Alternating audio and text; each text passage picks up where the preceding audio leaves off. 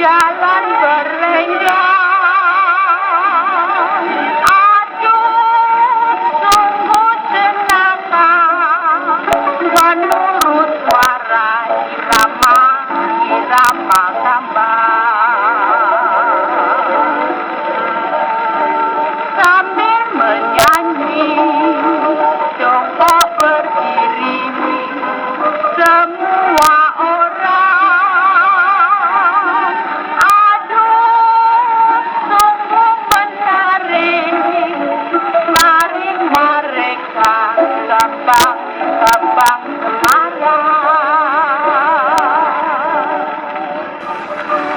Berkarya gelak tertawa. Intinya di sini adalah cara baru memaknai sejarah, cara baru memaknai lingkungan kita sendiri, terutama ya Semarang. Di tukang kendang. Di sini kita ngangkatnya ada yang pertama ada mengenai perkembangan kota, lalu yang mengikuti perkembangan kota itu juga ada ragam kota, lalu berikutnya mengenai ekonomi dan industri, lalu ada 10 tone sterling, yang terakhir ada manusia dan kebudayaan, dan ini menurut kami penting karena ya kota itu sekali lagi tidak hanya dibangun secara fisik.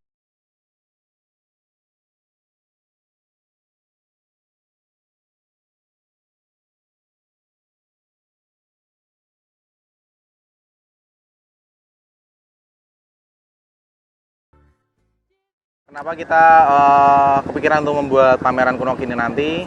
Karena buat kita adalah sesuai tema kita di retrospeksi di awal abad 20, karena di awal abad 20 adalah sebuah langkah yang memang sangat penting untuk bangsa-bangsa baik di Indonesia maupun di seluruh dunia, di mana di sana terjadi peralihan dari kuno ke kini, dalam artian ada dari masyarakat yang tradisional ke modern, di mana di situ ada banyak penemuan, ada banyak perkembangan di sana yang membuat tatanan dunia menjadi tatanan dunia baru seperti yang kita kenal sekarang ini.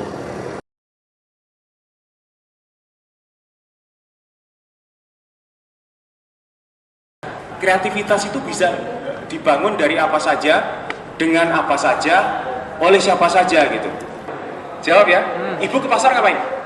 Belanja. Ibu ke pasar ngapain?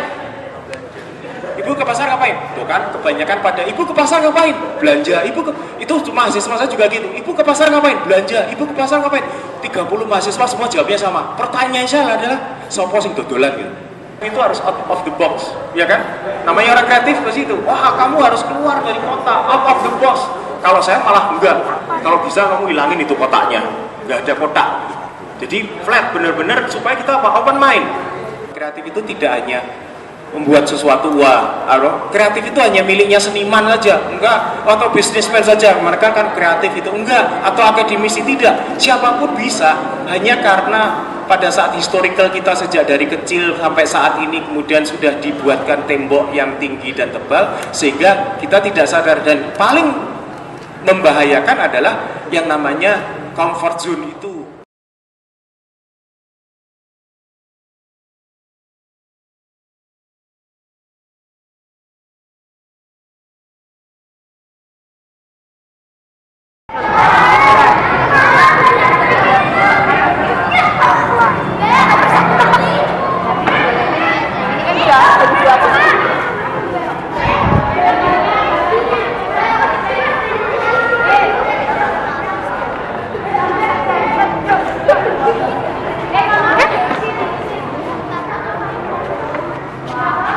Kalau jangan sebelah mana?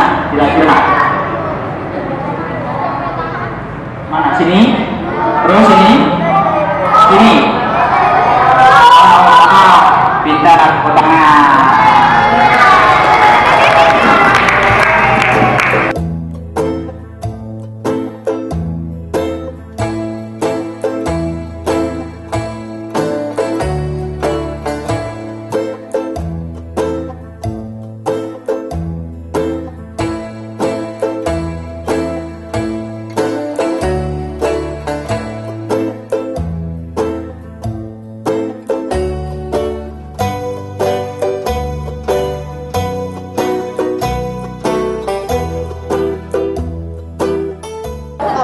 tentang sejarah Kota Semarang. Apa lagi selain itu? Tentang pengolahan tebu menjadi arak dan lalu menjadi gula. Terus pabrik-pabrik tebu di Indonesia. Terus sama pemerintahan di Semarang sebelum kemerdekaan. Kami sudah punya program memang mau mengunjungi tempat-tempat peninggalan sejarah. Kebetulan kami diundang ke sini, jadi kami gunakan waktu ini.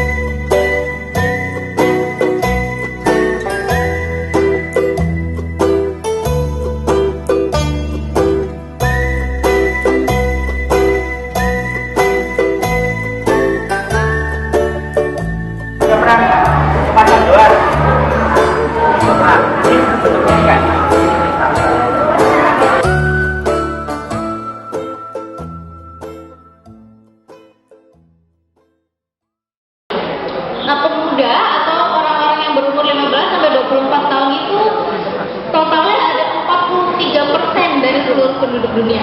Hampir setengah dari penduduk di seluruh dunia umurnya itu 15 sampai 24 tahun. Kalian tahu nggak itu artinya apa? Tahu nggak?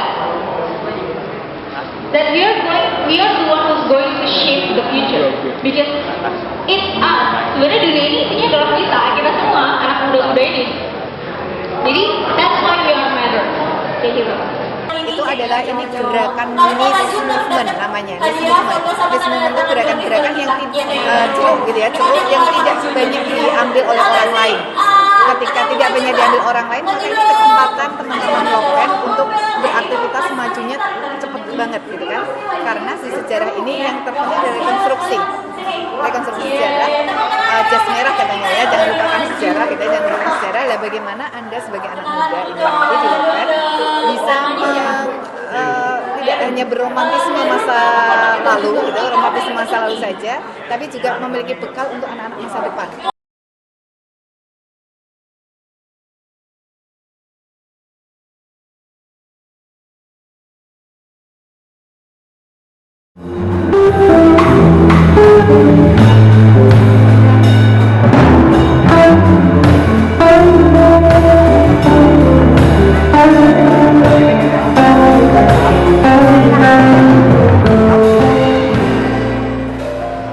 Berawal dari satu pemikiran bahwa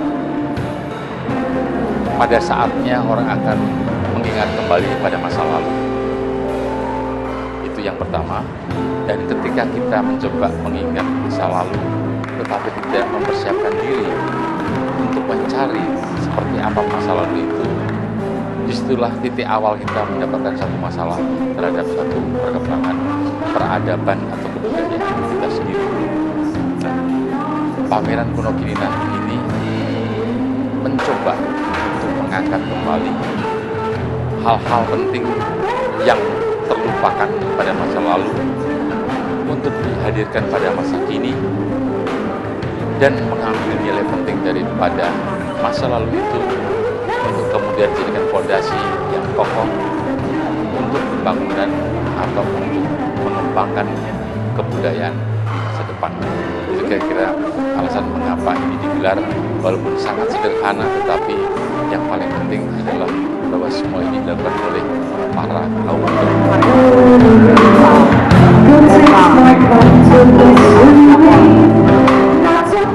Ibarat kita akan mencari sebuah intan itu dalam batu yang mulia, yang biasa menjadi gemerlap dan bisa dijadikan sebuah nilai penting bagi yang memilikinya.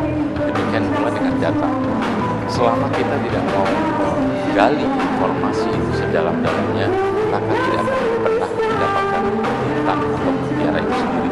Maka tidak ada jalan lain kecuali kita menyusuri kembali melalui buku-buku, melalui film, melalui arsip-arsip yang ada pada masa itu dimanapun berada, entah di negara Indonesia sendiri maupun di negara-negara lain yang memang pernah mencatat tentang penting tentang Kota Semarang.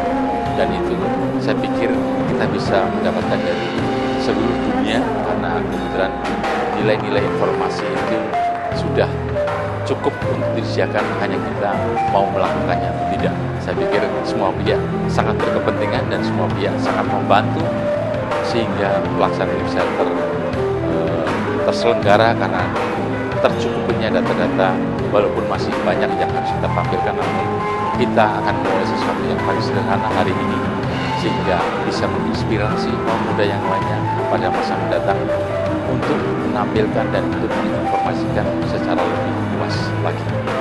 Harapannya jelas bahwa melalui nilai-nilai yang ada pada masa itu, kita ingin warga Semarang khususnya tidak lupa bahwa kita pernah mempunyai sesuatu yang luar biasa, sesuatu yang tidak dimiliki oleh kota lain, sesuatu yang memang pada masa itu menjadi satu ciri khas masyarakat Semarang, yakni bahwa sadar atau tidak, Semarang adalah sebuah gerbang modern masyarakat Semarang dan Jawa bagian tengah pada umumnya. Sehingga dengan mengetahui dan memahami ini penting sebuah pemahaman kemodernan kita semua terbuka, yakni bahwa ada sebuah wahana, ada sebuah masa, ada sebuah waktu yang memang kita membutuhkan untuk meneliti kembali bahwa ke depan kita harus menjadi sebuah bangsa yang terbuka bagi pemikiran-pemikiran baru, bagi ide-ide baru, bagi inovasi-inovasi baru untuk mengembangkan kebudayaan yang pernah ada itu sendiri bagi kemaslahatan umat manusia.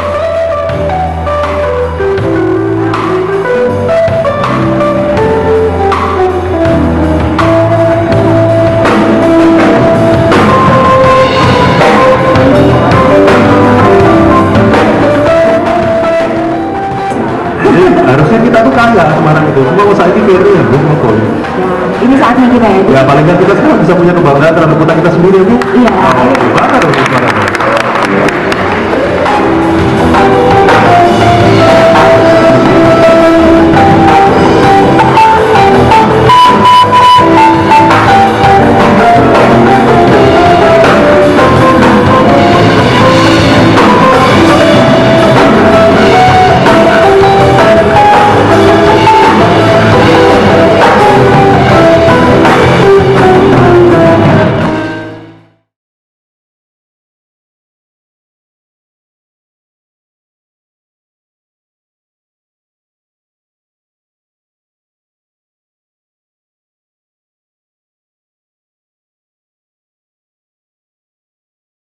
Pak, mengapa Borobudur itu dikeluarkan dari 7 keajaiban dunia? Itu pertanyaan yang sering kali diarahkan kepada kami. Padahal 7 keajaiban dunia ini tidak resmi, tidak jelas, kriterianya juga tidak jelas, banyak versi, kemudian juga bercampur dengan mitos. Karena sudah ada sejak zaman Romawi kuno dan direvisi berbagai versi. Kalau versinya orang Cina ya tembok besar Cina masuk, versinya orang India ya Taj Mahal masuk, versinya orang Indonesia ya Borobudur masuk. Tapi warisan dunia yang resmi ini yang seringkali masyarakat tidak mengenal. Jadi puncak kampanye penyelamatan itu bersama dengan peluncuran konvensi. Jadi penyadaran bahwa usaha penyelamatan itu harus bersama-sama, itu Indonesia sedikit banyak itu turut berkontribusi. Sehingga kalau kita tidak serius dalam menggarap World Heritage itu rasa-rasanya kok aneh gitu. Sementara riwayat kelahirannya sendiri Indonesia sedikit banyak terlibat. Tadi diceritakan tentang kantor saya, kantor kami di Prambanan, kenapa di sana, gitu kan. Jadi kantor kami itu dulu tidak jauh dari kantor yang sekarang. Itu kantor yang sekarang itu sudah pindahan yang ketiga. Dulu di kompleks Candi Prambanan. Itu kantor Belanda awalnya. Jadi zaman Belanda, kemudian dengan kemudian dialihkan ke Indonesia ketika sudah merdeka, kemudian namanya menjadi Lembaga Peninggalan Peninggalan Purbakala Nasional cabang Prambanan gitu. Ada cabang Jawa Timur juga ada. Jadi yang sekarang jadi BPCB atau Balai Pelestarian Cagar Budaya Jawa Tengah itu. Jadi mungkin Belanda waktu itu mendirikan lembaga itu adalah untuk menangani candi-candi yang ada di sekitar Prambanan. Itu waktu itu kepalanya masih Stutterheim, orang Belanda, kemudian dialihkan ke Pak Sukmono sebagai orang Indonesia yang pertama memimpin lembaga Purbakala. Namanya dulu Dinas Purbakala, tapi sekarang dinas dipakai untuk pemerintahan daerah.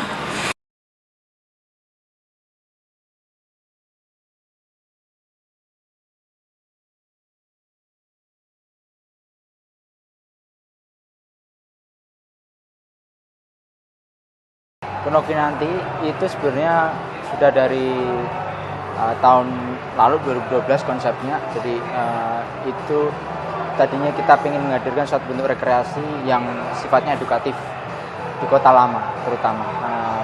Lah itu dalam perjalanannya ternyata mungkin tidak bisa di 2012 karena mungkin saya harus ketemu dengan teman-teman yang bisa membantu itu juga di 2012, sehingga bersama-sama di 2012 kita menyiapkan kembali, mengatur kembali supaya bisa ditampilkan di 2013.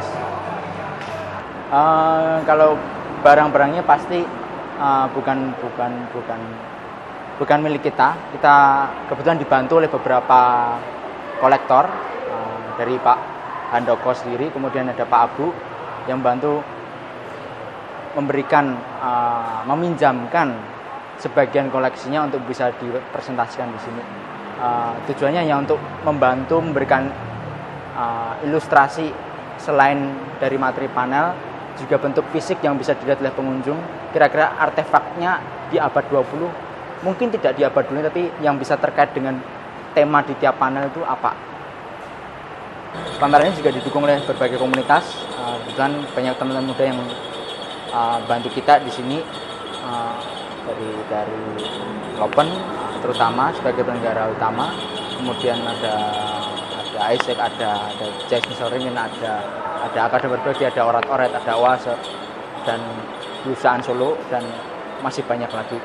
Kira-kira kalau dukungan dari pemerintah sendiri sebenarnya kita sangat harapkan, kemungkinan semoga bisa di tahun depan kita mengadakan hal yang serupa, mungkin dengan materi yang lebih dipertajam lagi, materi yang lebih bisa mengedukasi lagi, materi yang bisa mengundang lebih banyak orang lagi untuk mau belajar sejarah. Ambil tempat di studio karena kita kan ambil judulnya Semarang Awal Abad ke-20 ya. Jadi kita cari bangunan yang merepresentasikan abad 20. Kebetulan Spiegel ini juga di abad 20 munculnya. Jadi awal abad 20 munculnya. Jadi saya kira pas untuk menghadirkan sebuah retrospeksi awal abad ke-20 di Semarang. Dan kebetulan kita punya hubungan yang baik dengan pemiliknya, jadi kita coba berkomunikasi dengan pemiliknya supaya sebelum dimanfaatkan jadi fungsi baru, seyogianya bisa dimanfaatkan dulu oleh masyarakat untuk bentuk edukasi atau pemahaman lah soal nilai-nilai penting Semarang. Menyala peluru dan mesin, ditimpal pekik semangat dan gelora menyerbu. Darah, darah, darah menjelma rawa-rawa. Kulitmu yang keriput kusam menjadi prasasti dan saksi.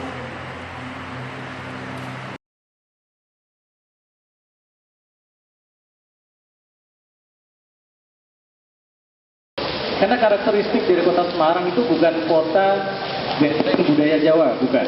Itu sudah dipegang oleh Jogja dan Solo. Kota Semarang adalah kota pelabuhan, kota industri. Sejarahnya akan selalu itu. Stasiun kereta api dan jalur kereta api pertama bukan hanya di Indonesia tapi juga di Asia Tenggara itu dibuat dari Semarang ke Tanggung, gitu ya. Pergerakan NIS itu pertama kali dari Semarang. Jadi industrialisasi itu dimulai dari Semarang. Maka tidak tepat kalau pemerintah maupun yang berkuasa atau menentukan arah mengenai bagaimana membranding kota Semarang. Menurut saya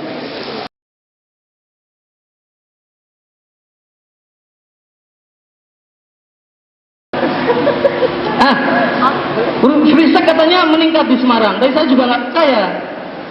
Free sex kan seksnya free ya, tapi saya nggak pernah lihat ada orang yang nawarin seks secara free.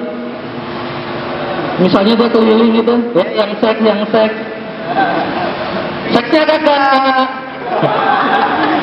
Seks botol bener. Nggak ada yang kayak gitu ya.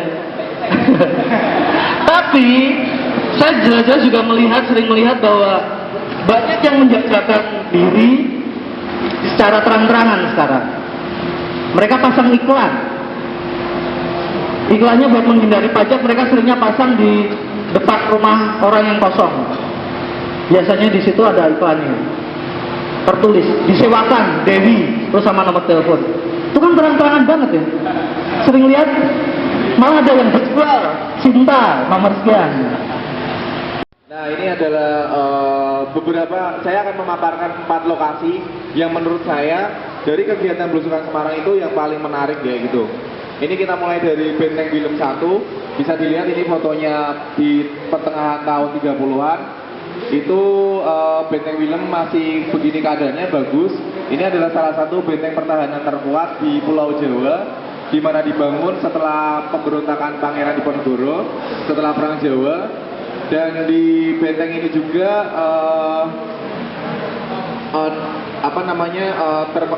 alasan kenapa dibangun stasiun Ambarawa, yaitu untuk memobilisasi pasukan-pasukan pasukan-pasukan Kenil yang ada di sini untuk didistribusikan ke seluruh Jawa. Belusukan, jalan-jalan ke suatu tempat, mendatangi tempat itu, terus belajar sejarah di sana gitu.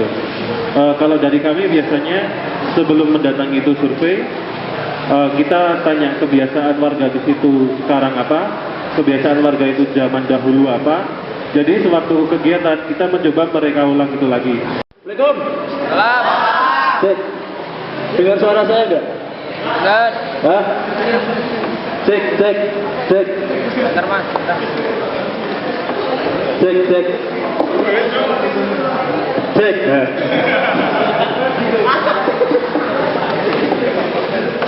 Cek, ya. Ya, mengenalkan. Cek, dengar nggak? Dengar. Nah. Kenalkan, nama saya Tanjung. Hobi saya lihat pelangi. Banyak yang pakai kacamata. Hobi saya lihat pelangi. Pelangi di matamu, Mbak.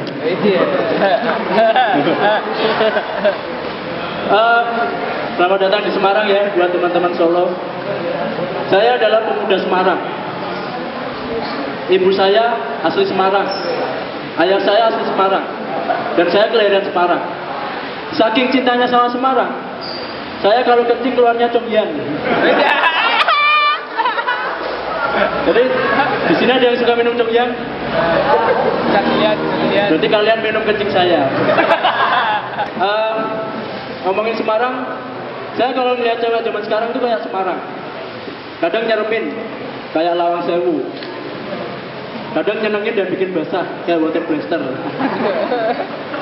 Dan kadang kayak Wonderia. Banyak wahananya tapi rusak semua. Banyak yang pakai kacamata, wahananya udah rusak.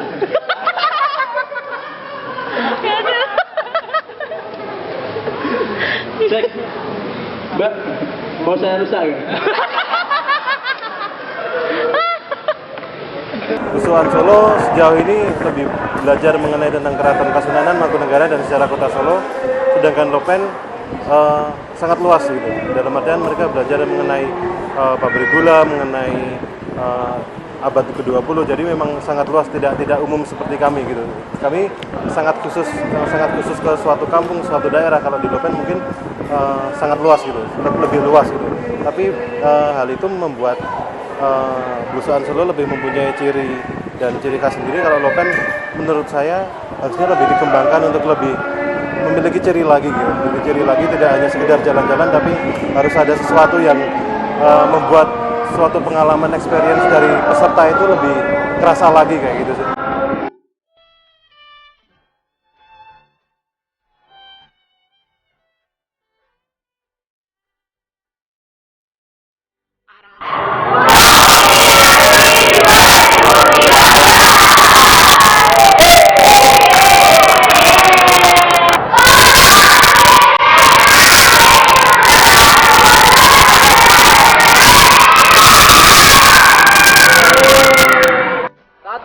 2, 3.